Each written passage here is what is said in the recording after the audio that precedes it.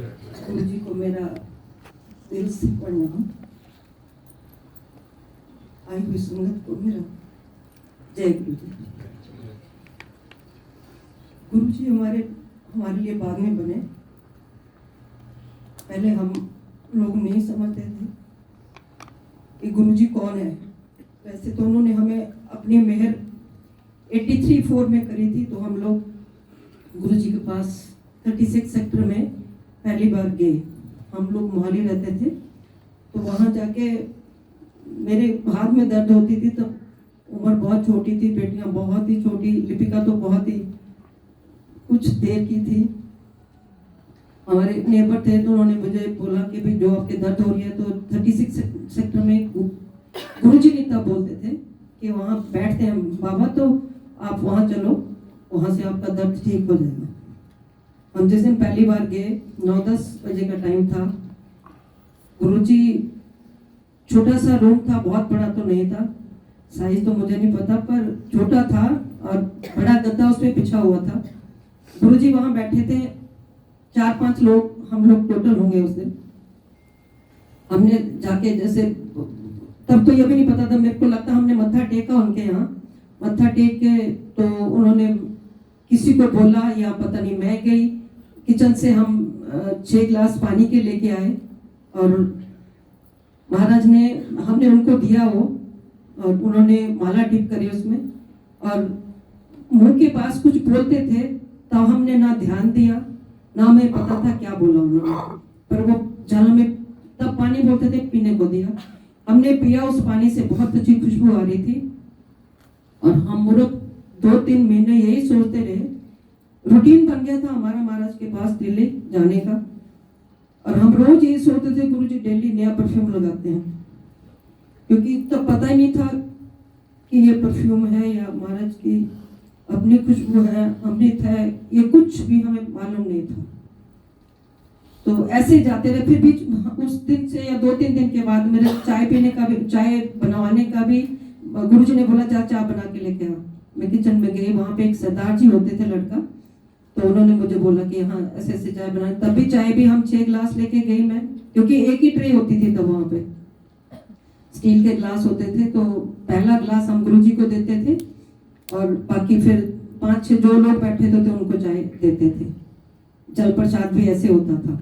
और हम नॉर्मली गप्पे मारते थे, जैसे आम बंदे के साथ बोलते हैं, और गद्दे पे वही मेरी बच्चियां बैठती थी। तब हमें इन्होंने पता नहीं लगने दिया कि ये कौन है, और हम ऐसे जाते रहे 5-6 महीने रोज रूटीन। मेरे हस्बैंड तो हमें 10-11 बजे घर छोड़ के उसके बाद फिर आते थे गुरुजी के पास, और रोज तो नहीं, पर वो बोलते थे मैंने यहाँ जाना, यहाँ जाना। हमारे पास स्कूटर होता था, तो वो गुरुजी को साथ लेके जाते थे। और शाम को भी अक्सर मिस्टर भारद्वाज होते थे, तो गुरुजी इनके स्कूटर में बैठ के उनके घर जाया करते थे। ये उनको दोस्तों की तरह मानते थे, जैसे उम्र में ये बड़े थे, वो छोटे थे गुरुजी।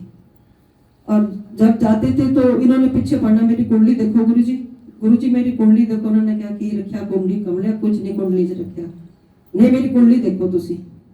अच्छा, कुंडली के लिए ही इन्होंने मिस्टर भारद्वाज से मिलवाया था हमें, क्योंकि वो कुंडलियां देखते थे, प्रोफेशनल नहीं थे, वो डिप्टी डायरेक्टर पंचायत थे, तो उनका शौक था और उनके पास कुंडलियां लेके जाते थे। और गुरुजी ने बोला उनको कि कुंडली देख इसकी, और ये जाते थे उनके पास। ऐसे जाते रहे,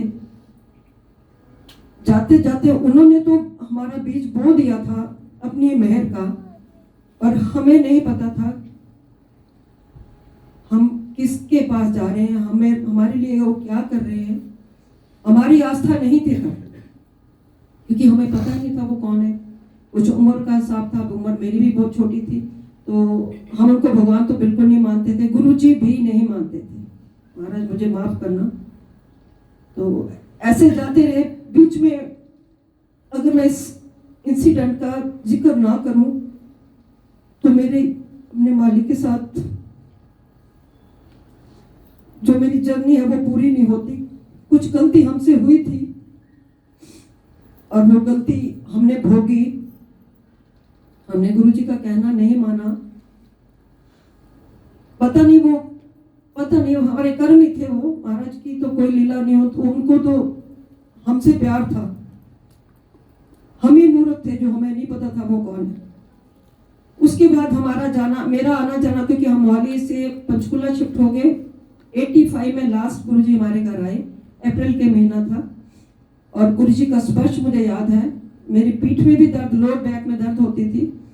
तो ब्राउन कलर का सूट पहना हुआ था, एम्बेसडर में आए थे गुरुजी। और उन्होंने बेडरूम में मेरे को ही बोला चम्मच लेके आ, चम्मच लेके आए। उन्होंने मुझे गोल्डा लटाया और मेरे चम्मच से मेरा लोअर बैक पे कुछ करा। वो तो मुझे पता ही नहीं दर्द कहाँ थी, क्या था, मुझे कुछ क्योंकि समझ ही नहीं थी। उसके बाद गुरुजी जलंधर चले गए थे और हमारा आना जाना बंद। हमारी सारी वहीं पे फुल स्टॉप हो गया, क्योंकि हमारे मन में कोई इज्जत नहीं थी, क्योंकि हमने करी नहीं इज्जत। और महाराज जलंधर चले गए। हमारे कर्मों के कारण मिस्टर भारद्वाज ने इनको मिसअंडरस्टैंडिंग दे दी, या हमारे कर्मों ने दी थी, जिसके कारण हम गुरुजी से पिछड़ गए थे। हालांकि वो हमारे घर के पास वॉकिंग डिस्टेंस पे आए भी थे 96 में, तब भी हमें पता नहीं चला था। फिर हमारी जर्नी शुरू हुई इस बच्चे के कारण, पंकज गौतम के कारण। गुरुजी ने हमें इतना ऊपर उठाया था, इस दौरान इतना ऊपर उठाया था कि मनी फ्लो, बिजनेस, सब कुछ बहुत अच्छा था। मुझे याद है एक बार, ये मेरे को कहना भूल गई, कि एक बार महाराज ने कहा कि मेरे को गड्डी चाहिए। इन्होंने क्या एक महाराज मेरे को तो स्कूटर है, कहने मैं टैक्सी ले आ दूंगा। टैक्सी लेके जिस दिन 8-9 बजे गए थे, लिपिका मेरी बेटी इनके साथ थी, रैंप पे खड़े थे। और वो 2 कनाल का घर था। रैंप पे खड़े तो इनको बोलते कुछ मांग ले तू, कि नहीं मैंने बस आशीर्वाद चाहिए था गुरु जी। उन्होंने हाथ उठा के गर्दन के पीछे से उनको डॉलर दिया, और वो डॉलर हमारे पास 10, 12, 15 साल भी रहा होगा। ये तो एक बहाना था उनका। हम लोगों की मूर्खता थी कि हमें सोचते कि महाराज ने डॉलर दिया तो हम ऐसे हो गए। उनकी कृपा को तो हम जान ही नहीं पाते, उनको महसूस ही नहीं कर पाते कि वो कौन है। और उनकी वजह तब हम सोचते थे कि उसके कारण पर महाराज ने हमें इतना ऊपर उठाया, मनी फ्लो बहुत दिया, और बिजनेस बहुत फ्लरिश हुआ हमारा। और फिर हमारा टाइम आया, महाराज कहते नींबू की तरह निचोड़ने का, क्योंकि हमने गलती तो करी थी। महाराज ने शुरू कर दिया था वो निचोड़ना। हम तो भूल ही गए थे महाराज को।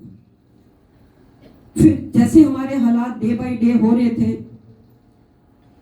तो ये पंकज, मेरी बेटी इसी कॉलेज में पढ़ी है, तो पंकज हमारा दूर का भी लगा लो, क्या मेरा बच्चा हमारा रिश्तेदार भी है, तो इसको भी पता था हमारे हालात खराब हो रहे हैं। इसी बीच मेरी बड़ी बेटी की शादी हुई। जैसे उसकी शादी हुई, हमारा सब कुछ खत्म होना शुरू हो गया। हम ये सोचते थे कि वो किस्मत वाली है, तो उसके कारण हुआ, क्योंकि गुरुजी तो हमें याद ही नहीं थे। ये बेटा हमारे घर जाता रहा 6 महीने, ये मेरे घर में गया।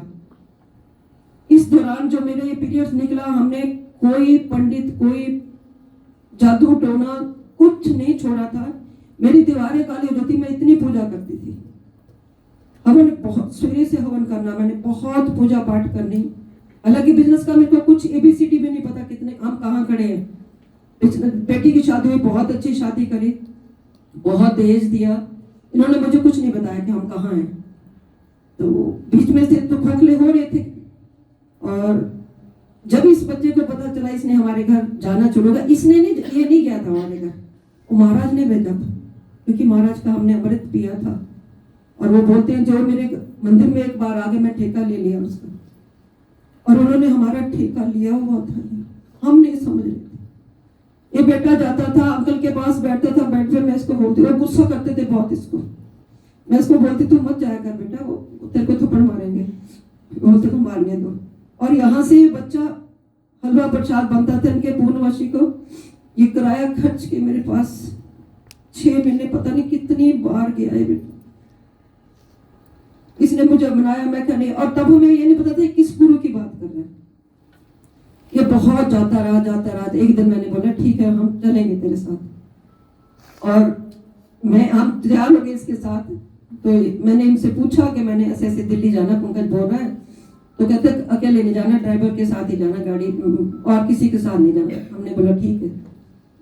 पंकज था, मैं थी, एक वो बच्चा जो खत्म हो गया, शंटी नाम था उसका डॉक्टर का, वो हमारे साथ था। तो हम 4-5 जने गए उस दिन। जैसे ही मैं एंटर करी एम्पायर स्टेट में, देखा महाराज की फोटो लगी हुई है। तो मैंने पंकज को बहुत बोलना शुरू कर दिया, कहाँ लेके आ गया, ये गुरुजी को तो मैं मिली हूँ। बस फर्क ये था कि महाराज के बाल वहाँ नहीं थे, क्योंकि जो हमने गुरुजी को देखा था उसमें तो पूरे बाल थे और लुंगी लगाया करते थे, जैसे छोटी उम्र के लड़के होते ऐसे थे। और वहाँ उनके जाके बाल बिल्कुल नहीं थे। और मैं सोचूं मैं कहे तब बड़ा मोटा कोई अच्छा ही मिल गया ना, भाई ये तो खतड़ी कर रहे हो रिहायत थे, कुछ भी महाराज माफ करना मैनू। और खैर महाराज वहाँ बैठे थे, जा किचन के आगे बैठे, इन बच्चों ने पाँव का हाथ लगाया, हमने भी लगाया, मैंने, मेरी बेटी ने भी लगाया। मैं दीवार की टोल लगा के बैठ गई और गुरुजी देख रहे थे। तुम मैंने पहले नहीं मिली? मैं बड़े उससे उठी कि हाँ गुरुजी मैं 36 सेक्टर मिली। और उन्होंने डांटते कहते उत्थे बैठे रहे, दिमाग ना चट्टी मेरा बहुत ज्यादा दिमाग खराब। और मेरी बेटी ने बहुत गुस्सा आया कि मम्मी चलो नहीं जाना है, इस बंदे ने तमीज नहीं बोलने दी है, ये है वो है। तो बैठे रहे, खैर बैठे रहे। इतने में महाराज अंदर गए तो चोला चेंज करके आए जैसे, और हम वहां बैठे थे जहाँ पे शब्द लगते थे, सरदार जी लगाते थे, पता नहीं वहां बैठे हम। ये दोनों बच्चे भी हमारे साथ थे। इतने में इसकी जम्मू कश्मीर वाली जो थी लेडी का नाम मुझे याद नहीं आ रहा, महबूबा, वो बैठी, आके बैठी। और मेनका गांधी आई, जो शब्द भी लगे हुए थे गुरबाणी के, क्योंकि गुरुजी गुरबाणी लगाते थे 36 सेक्टर में भी। और जब वहां वो मेनका आई, उसने लट्ठे की चादर लगा था वहां से, और दिमाग खराब। इतने में संगत आनी शुरू हुई, किसी ने पाँव गुरुजी के दबाने, और ये तो आगे वो बोला हो रही है लड़की के भी, नहीं चलो यहाँ से, यहाँ टाइम वेस्ट है, कुछ नहीं है यहाँ, कोई गुरुजी वाला कोई वो नहीं है। और मैं इनको भी, बच्चों को भी, पंकज को ही गुस्सा करे, दूसरे को तो नहीं, पंकज को गुस्सा कर रही है कि नहीं बेटी कहाँ लेके आया, कि नहीं आंटी बैठो, तुसी बैठो। इतने में गुरुजी जैसे, हमने पहली बार जब मत्था टेका था तो मैं मूर्ख उनको बोलती हूँ, मैं क्या, इन्होंने बच्चों की आस्था थी, तो मैं क्या महाराज एक कुड़ी ने बाहर जाना है, इन्हों आशीर्वाद दो। मैंने कहते आशीर्वाद है ਇਹਦੇ ਕੋਲ? मैं क्या मैंने इन्ना डांटता, जो मैं उन्हें पूछा वो भी नहीं दस रहे। और की कर दी है? मैं क्या जी ये PDS 32 दंदा का सर्वनाश करती है। बहुत तकलीफ हो गई। जब हम बैठे थे तो गुरुजी ने अपने जहाँ सिंहासन पर बैठे थे, मुझे शंटी ने बोला, उन्होंने इशारा किया हमें बुलाने के लिए, और उनके लिपिका को बोला मैडम बुला रही है, ठीक है हमने जाना नहीं। उन्होंने दूसरी बार फिर इशारा किया, पंकज ने क्या आंटी जाओ। दूसरी बार बुलाने से मैं और हम तो दोनों माँ बेटी पीट करके बैठ गए उनकी तरफ को, और बुलाया जब, खैर हम गए उनके पास, मत्था टेका। और फिर मैंने वही अपनी बकवास जो होती है कि बेटी ने बाहर जाना है, यदि शादी नहीं, बाहर जाना है, बाहर जाना चाह रही है, इनको आशीर्वाद दो। कहते आशीर्वाद है। फिर उन्होंने कहा गुरुजी ने वो खोलनी है, क्लिनिक खोलनी, कहते तू ब्याह कर कुड़ी दा। फिर मेरा दिमाग खराब, रोटी खानो तकलीफ हो रही है, और गुरुजी कह रहे शादी कर। मैं कैसी कितों कर देनी शादी। खैर मत्था टेका जी। उस दिन बच्चों को ये बोलते थे पहले बद्दी वाले जाओ। उस दिन मुझे याद है उन्होंने बोला पंचकूले वाले जाओ। मत्था टेकन तो बाद जैसे हम आए, फिर क्लेश वही करते आए पंकज के साथ, क्यों लेके गया।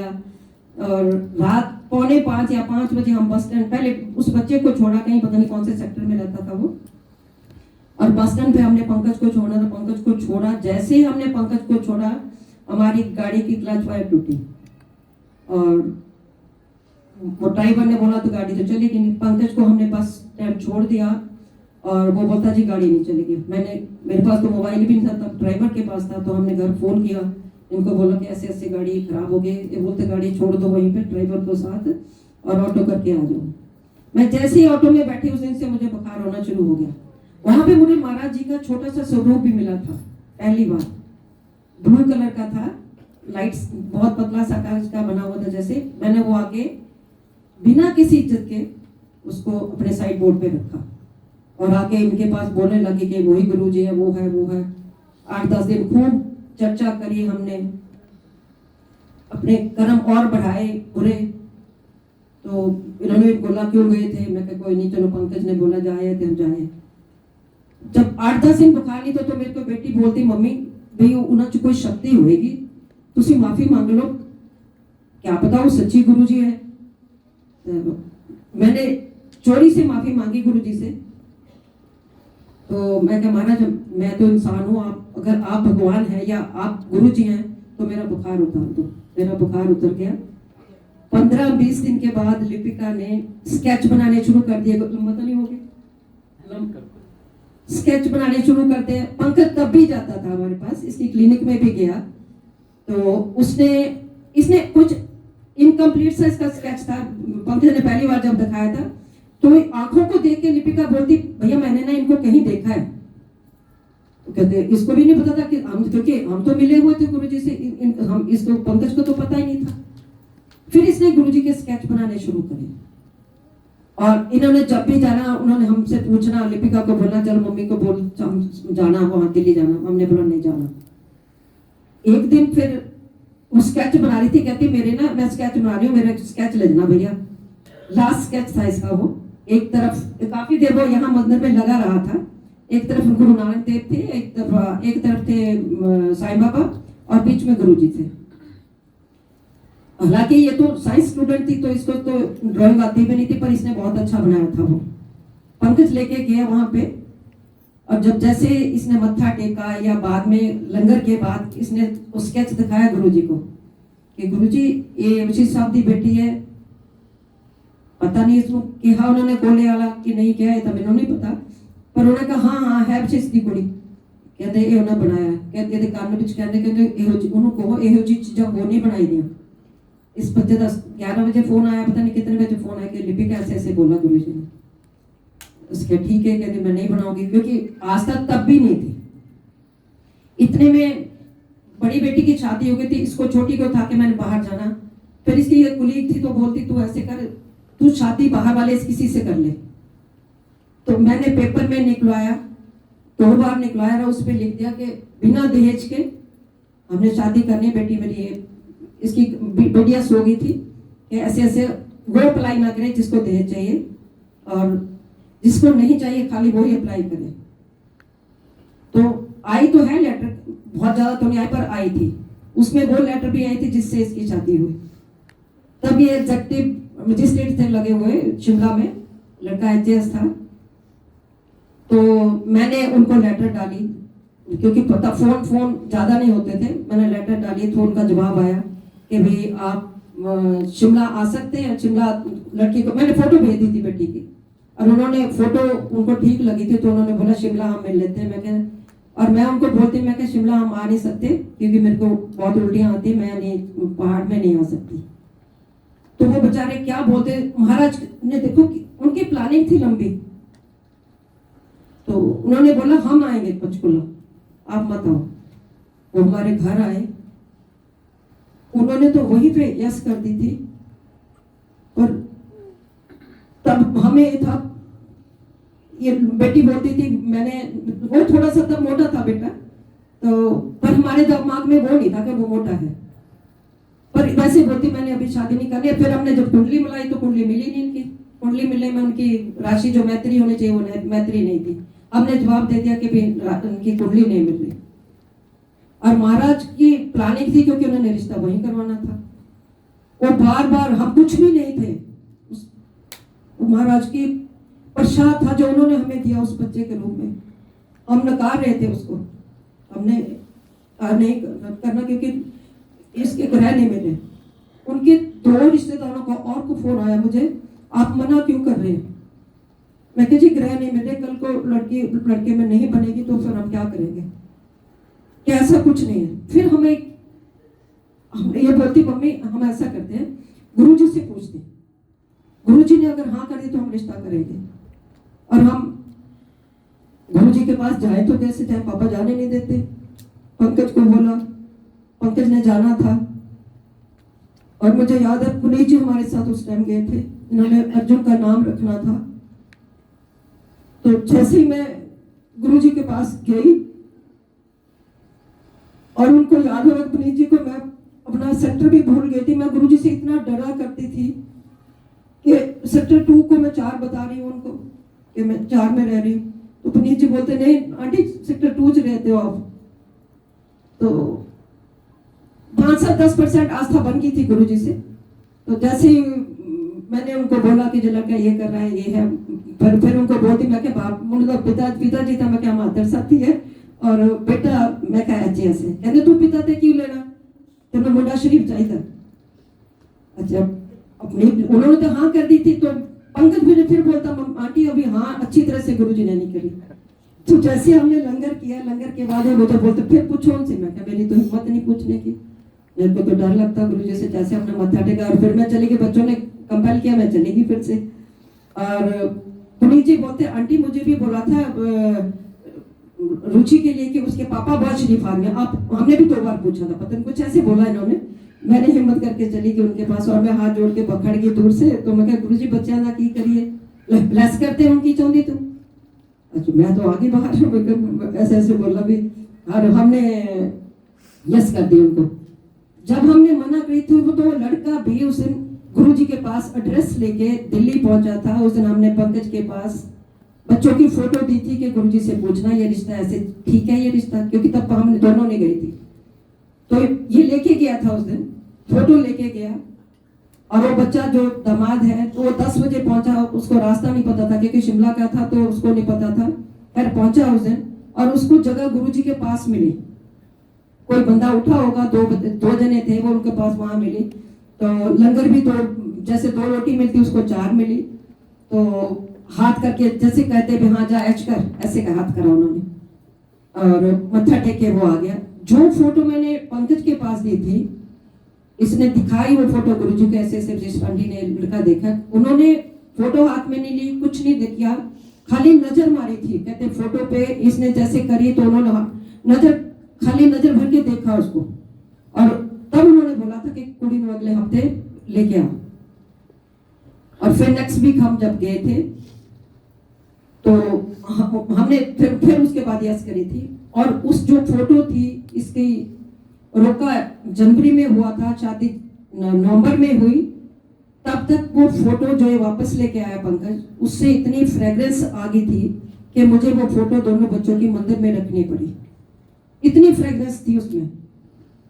शादी के बाद जैसे इनकी शादी हुई तो वो फ्रेग्रेंस खत्म थी। फिर महाराज ने इतना ब्लेस किया। तो जब मैं महाराज के पास दूसरी बार भी मत्था टेका तब भी उन्होंने मुझे यही बात बोली थी कुड़ी दी शादी कर दे। जैसे इसकी शादी हुई मुझे याद है जब ये पहली बार वापस आए थे तो उस दिन हमें 10 लाख रुपया मिला था। अब हम कुछ भी सोचे क्योंकि हम तो बहाना सोचते हैं ना, ऊपर महाराज की मेहर थी। उसके बाद तो उन्होंने कोई कसर छोड़ी नहीं, हम पे इतनी मेहर करी कि हमें हमारा बैंक का 2 करोड़ का लोन था, हमारा बिजनेस इतना खराब हो गया था। हमारी जमीनें थी, काफी जमीन थी हमारे पास, शोरूम था।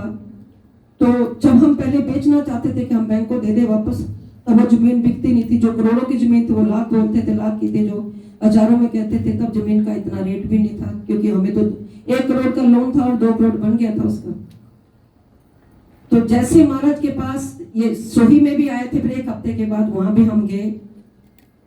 तो उसके बाद 31 दिसंबर की बात है, जब मैं पुनीत जी के साथ जब बच्ची का नाम रखाने गए थे तब उस दिन की बात है जब गुरुजी ने मेरे साथ 6 मिनट बात करी और मैं तो 7वें आसमान पर थी कि मेरे से महाराज ने बात करी। और उस दिन मैंने बोला जी ऐसे ऐसे हमारे बैंक का लोन है, सब कुछ मैंने बताया। तो कितने थोड़ी जमीन, मैं जी हिमाचल च भी है, चंडीगढ़ भी है, हरियाणा च भी है, पंजाब च भी है। दस्या मैं उन्होंने हिमाचल च कितने, मैं क्या नालागढ़ जमीन है, किन्ने पैसे चाहते तुसी? मैं क्या जिन्ने तुसी दवा दोगे गुरु जी कहते किन्ने तुम जो, मैं क्या जो मार्केट रेट होएगा गुरु जी वही। कोई नहीं, बहुत संगत आती है, कहते जमीन बकवादे हैं थोड़ी। 1 हफ्ते के बाद हमारी जमीन जो हम 70 लाख में भी देना चाहते थे, 1 करोड़ की वो जमीन बिकी। और 31 दिसंबर शाम की बात है। वो बंदा जो जिसने ली थी तो 5 लाख रुपए हमें टोकन मनी देके गया। टोकन मनी देके गया तो हमने वो जमीन जैसे बिकी। हम 8 अप्रैल को हमारी लास्ट कुछ जमीन हमने बेची। नालागढ़ में थी थोड़ी और वहां पे भी बेची।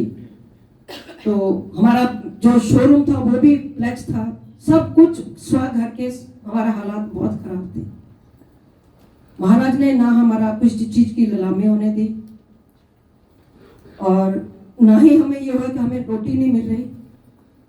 वो जमीन हमारी एक बिकी, उसके 80 करोड़ हमें आया। हमने बैंक को 2 करोड़ दिया। दूसरी जमीन बिकी, 2 बैंक को दिया हमने। लास्ट मुझे याद है 8 अप्रैल को हमने लास्ट बैंक की किस्त जिस दिन मैं साइन करने गई थी तो महाराज ने हमारा लोन उतार दिया था।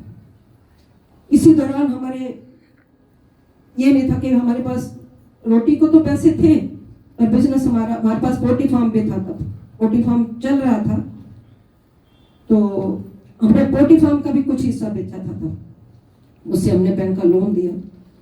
महाराज ने हमारी सारी जो जिम्मेवारी थी वो खत्म करवा के हमें ABCD करवाई। और देखो वो जो जमीन जो हमने बेची थी उसकी आधी की रजिस्ट्री हुई, आधी की रजिस्ट्री नहीं हुई। पता नहीं क्या था उस जमीन में ऐसा। और आज वो जो जमीन आधी है उससे हमें बहुत अच्छा किराया आ रहा है। क्योंकि महाराज को पता था हमारे बेटा नहीं तो बेटियां दोनों हैं। हम ही देते होंगे बेटियों को। हम भगवान ने हमें लेने के उनकी तरफ देखने नहीं दिया। बेटियां मेरी बहुत अच्छी हैं, बहुत दुनिया की सबसे अच्छी बेटियां मेरी।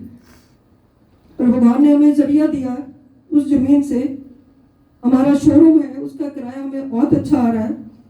हमें रोटी दवाई किसी चीज की कोई कमी नहीं मेरे मालिक ने छोड़ी। सबसे बड़ी बात दी इन्होंने, मेरी बेटी की छोटी की जब शादी हुई, बड़ी चली गई थी, छोटी 1 साल 1 महीने के बाद हमारे घर वापस आ गई थी क्योंकि इतनी बीमार हो गई थी रामपुर में। इसको सार्कोडोसिस हुआ, वापस आ गई। इसको PGI वालों ने बोल दिया था कि बेटा हिमाचल में तो रह नहीं सकेगी। और दामाद मेरे तब इधर उस कहीं थे हिमाचल, क्योंकि वो तो अभी भी हिमाचल में ही है। वो वीकेंड पे या 2 हफ्ते के बाद आते हैं। ससुराल इसको इतना अच्छा दिया। जब ये वापस आई थी 1 साल 1 महीने के बाद वापस आ गई थी। क्लिनिक खोल लिया था उसने। अब वो आते हैं बेचारे, ससुराल वाले आते हैं, ये जाती है, पर ये रहती हमारे पास ही है।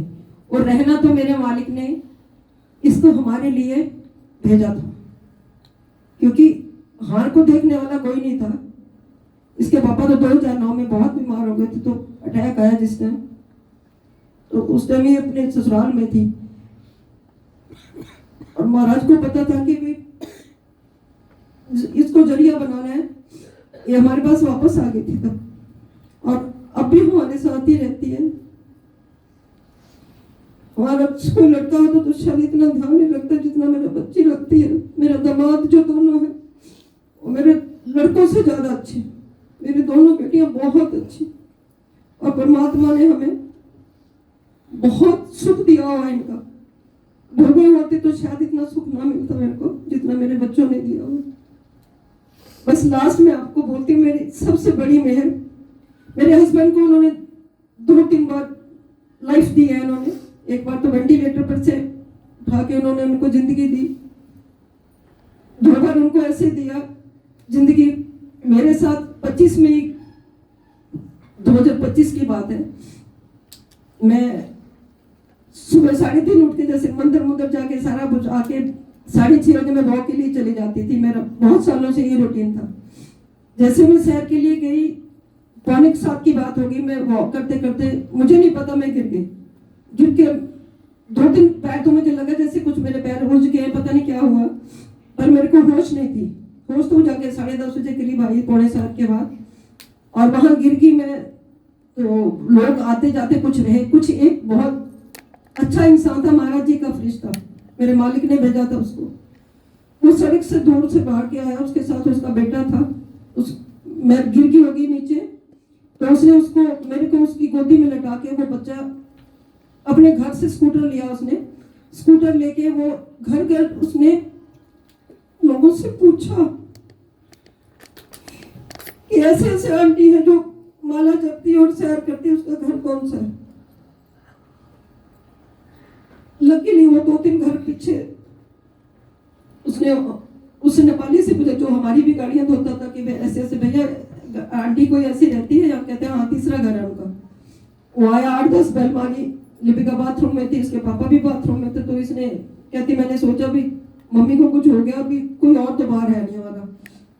और वे उन्होंने इसको बताया आपकी मम्मी, कहते हाँ मेरी मम्मी है वो दोनों दामाद भी और ये भी, दामाद भी उस दिन घर में थे, तो दोनों चले गए, पापा को नहीं पता, ये चले गए वहां जब, और दूर नहीं थी ज्यादा में, तो वहां से पर पसीने कहती पूरे कपड़े गिले थे मेरे, और उन्होंने गाड़ी में डाली। वो बच्चा जो लड़का था वो इनको बोलता मैं आपके साथ ही चलूंगा, आंटी को आपको स्ट्रेचर पे डालने की दिक्कत आएगी तो मैं साथ में चलूंगा। ये पार्स में मुझे लेके गए, वहां उन्होंने मुझे ईसीजी पता नहीं क्या करा, इनको पता होगा बच्चों को, ईसीजी करी तो उन्होंने बोला इनकी हार्ट बीट मिस करी है। हार्ट बीट मिस करने के बाद पहले तो सिटी स्कैन किया, क्योंकि 8 टांके लगे सिर में मेरे गिरने से। सिटी स्कैन ठीक था, हार्ट बीट मिस करने के उसमें आ गया था, ईसीजी में आया कि हार्ट बीट मिस करी है। तो गुरु जी का कितना मेहर है हम पे, उन्होंने जरिया, खुद तो नहीं आता था भगवान, कभी भी भगवान किसी इंसान के रूप में आते हैं, और वो लड़का मेरे को गुरु जी के रूप में आया, जिसने मुझे मेरे घर वालों को बताया और मेरे को हॉस्पिटल में पहुंचाया। हॉस्पिटल वालों ने मुझे 1.5 दिन रखा वहां पे, और उनको इसको बोल दिया लिपिका को कि भी इनके तो पेसमेकर पड़ेगा, आप उन्होंने हॉल्टर लगाया, मेरे पता नहीं क्या क्या करा। तो हमारा उससे जो प्राइवेट हॉस्पिटल थे उससे अच्छा एक्सपीरियंस नहीं था, क्योंकि मेरे हस्बैंड को उन्होंने बहुत बुरी हालत कर दी थी, वेंटिलेटर पे करने को बोल रहे थे। तब बाद में हम पीजीआई लेके गए, तो दामाद और ये दोनों चले गए पीजीआई। उनसे भगवान का, गुरु जी का दिया हुआ एचओडी है वो हमारे पास, ये इनकी रहमत है वो हमारे लिए, क्योंकि हमें तो कोई पीएम भी नहीं जानता था पीजीआई में, और इन्होंने हमें इतनी कदर करवाते हैं वहां, इतनी इज्जत दिलवाते हैं, इतना ध्यान रखवाते हैं कि शायद अगर कोई हम में से भी डॉक्टर था तो इतना नहीं मिलता जितना मारा दिलवा रहे आजकल। तो उन्होंने उनको रिपोर्टें दिखाई, उन्होंने कहा हाँ इनके पेसमेकर पड़ेगा, आप उनको ले आओ, शाम को ले आओ, सुबह ले आओ, और उनको इमरजेंसी में ले जाने की जरूरत नहीं है, सीधा सीसीयू में लेके आना, जबकि प्रोटोकॉल पीजीआई का पहले इमरजेंसी में जाना पड़ता है। बच्चे मेरे को वहां लेके गए, उन्होंने नेक्स्ट डे मेरी प्लान कर दी थी सर्जरी। तो उस दिन उन्होंने डॉक्टर ने जाना था लखनऊ, कोई कॉन्फ्रेंस थी उनकी, तो पेसमेकर वाले जैसे आते हैं सब आए, जैसे बताया उन्होंने ये डालना कौन सा डालना, तो बच्चों ने बोला जो सबसे अच्छा हमें वो चाहिए, इसकी लाइफ इतने 15 साल है। तो बड़े दामाद ने वैसे ही बोल दिया कि अच्छा होता अगर सर यहाँ होते, क्योंकि वो डॉक्टर साहब चले गए थे उस दिन, और जिसने जो लेके आया था उन्होंने डॉक्टर को बता दिया कि वैसे ऐसे बोल रहे हैं। वो कहते कोई नहीं, आने दो डॉक्टर को, तो सर को आने दो। 4 दिन मेरे को सीसीयू में रखा उन्होंने, और मैं देखो प्राइवेट रूम नहीं मिलता पीजीआई में, जिस दिन से हम गए थे हमारा रूम बुक था। तो 4-5वें दिन डॉक्टर आए, मेरा सर्जरी करी उन्होंने। जब मेरी सर्जरी हुई तो मैं कैथलैब में थी, वहां बहुत ज्यादा ठंड थी, मेरे को बहुत ठंड लग रही थी। डॉक्टर एक बोलता आंटी इतना क्यों कांप रहे हो, बेटा मुझे बहुत ठंड लग रही है, कहती यहाँ कंबल नहीं देना आपको। तो इतने में वो डॉक्टर आए जिन्होंने मेरा सर्जरी करनी थी। बस मैंने गुरुजी से यही बोला था उस दिन कि महाराज मेरी हैसियत नहीं है कि मैं आपको ये बोलूं मुझे अपनी खुशबू दे दो या कोई निशानी दे दो मुझे, आप मेरे साथ हैं। जब डॉक्टर मेरी सर्जरी करे तो आप उनका हाथ पकड़ना। संगत जी, गुरुजी साक्षी है, जब मेरी सर्जरी हुई गुरुजी ने अपना कद मेरे स्ट्रेचर की जितना कर लिया था। येलो मल्टी कलर शेड का इनका चोला था और मेहरून कलर की शॉल थी जो गले में डली हुई थी। मेरा लेफ्ट हैंड को मुंह कर रखा हुआ था, तो महाराज राइट हैंड खड़े थे मेरे, और उन्होंने जब तक मेरी सर्जरी चली तब तो वो खड़े रहे। उसके बाद वो मुझे नहीं पता कहाँ गए कहाँ नहीं गए, ये उनकी रहमत है मेरे को इनके अलावा अब मुझे कोई ये भी बोल दे कि शिव जी खुद सामने खड़े हो जाए तो मेरे को इनसे बड़े होने लगे। मेरी दिन रात हर श्वास से इनके लिए इतनी इज्जत है, इतना प्यार है। मैं इनको महसूस करना